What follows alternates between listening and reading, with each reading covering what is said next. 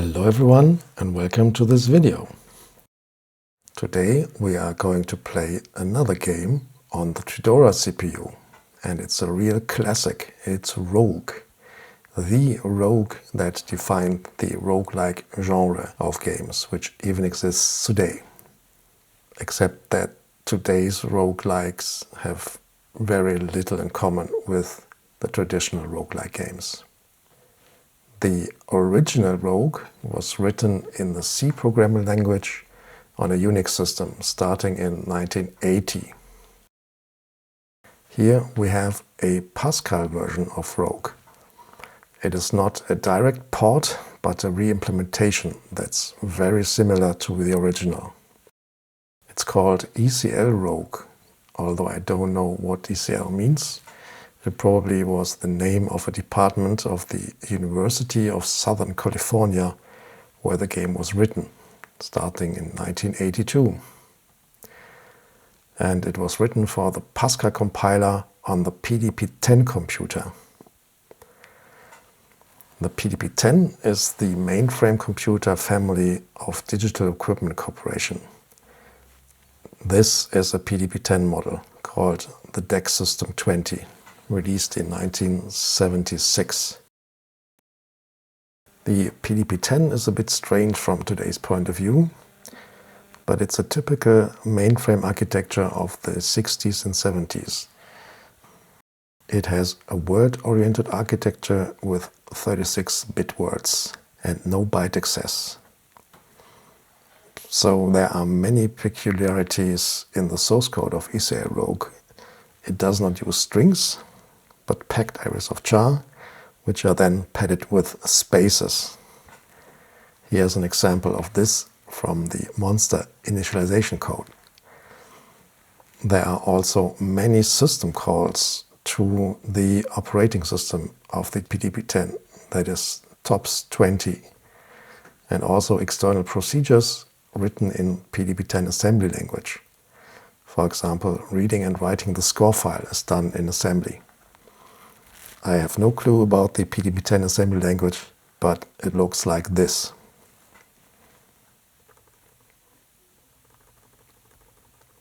There's also stuff like checking the system load before allowing you to play, because the PDP-10 ran a multi-user multitasking system with dozens of users at the same time, and that was in the mid-70s. So I ported this game to FreePascal a little while ago, and now I have ported it to Tridora-Pascal.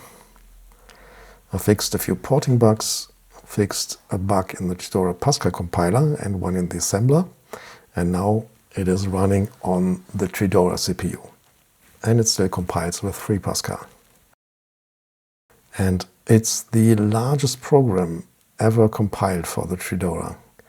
It has about 11,000 lines of Pascal code, which compiles to 98,000 lines of assembly language. The resulting program file is 370 kilobytes in size. This is 3.5 times larger than the compiler, which was the largest program before.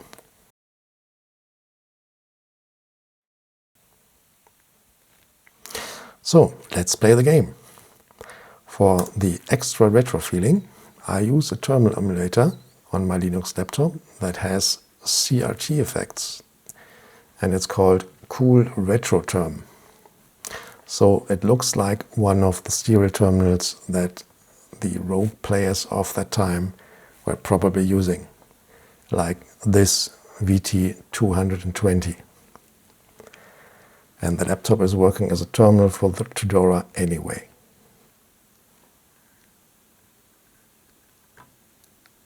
I have booted up the Tridora already, so let's change to the Rogue volume.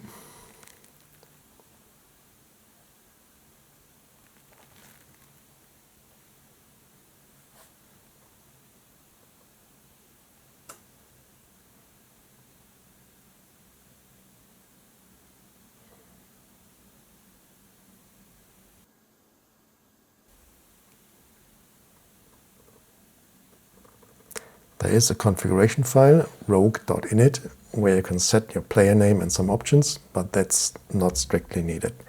So let's start the program.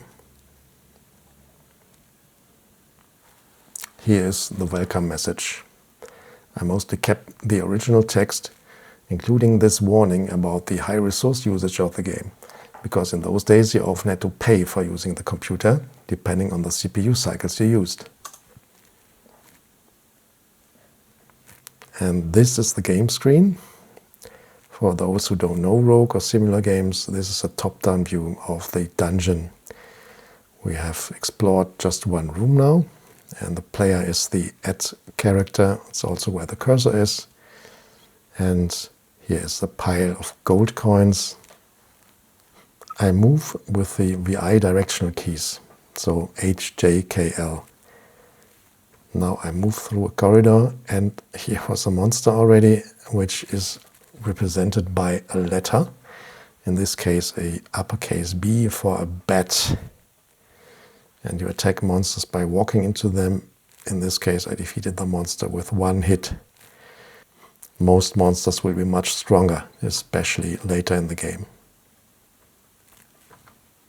Here's another room with two monsters, another bat, and one that is called an Almirage. So this version of Rogue has a few different monster names. This one is from Arabic mythology, a rabbit-like creature. And I've also seen creatures from Scottish mythology and others, and of course your classic Dungeons and Dragons monsters like kobolds, orcs, and indeed dragons. Here comes another bat. Monster spawn at random.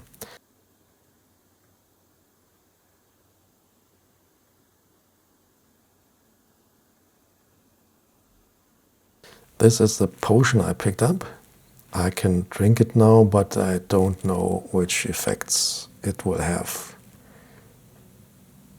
And from experience I know that this is a confused monster potion. If I hit a monster now, it will get confused for a few turns and won't hit me. You can also walk quickly by pressing Shift when moving, that is using the uppercase letters. This will move through corridor or until you encounter a monster, a wall and the like. Each level of the dungeon has 9 rooms in a 3x3 grid. Each level is randomly generated, and sometimes rooms are missing and corridors can have dead ends. And the % sign is a staircase to the next level of the dungeon. But we should explore this level first to get more stuff and more experience.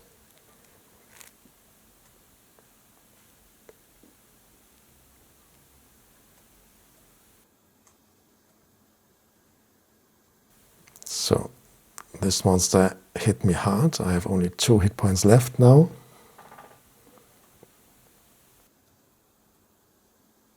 And this monster got me.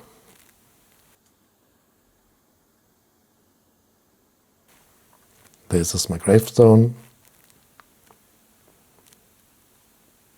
And this is the high score list. And that was a short round of Rogue. It's not an easy game, and much of it is luck and trial and error. Let's see some more clips where I got much further in the game. Here I am at level 7. The deeper you go, the stronger the monsters are, and you will also encounter different monsters. Here I've found a 2-handed sword, which is the best weapon in the game, so I'll take it.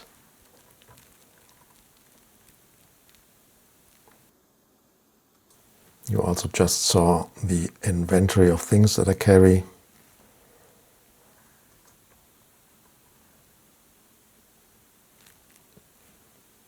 And this is a room that is not lit, so I can only see clothes around me. And luckily, here is a magic scroll that lights up the room. And another dark room here, but I used up that scroll. Sometimes you need to eat some food.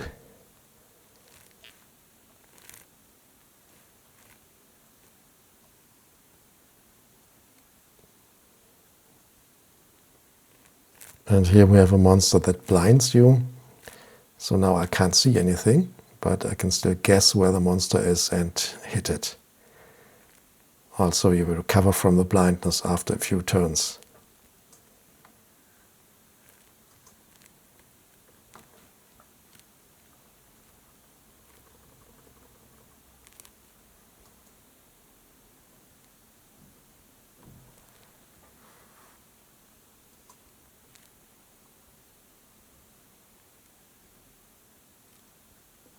A bit later, here we have one of the more unusual monsters.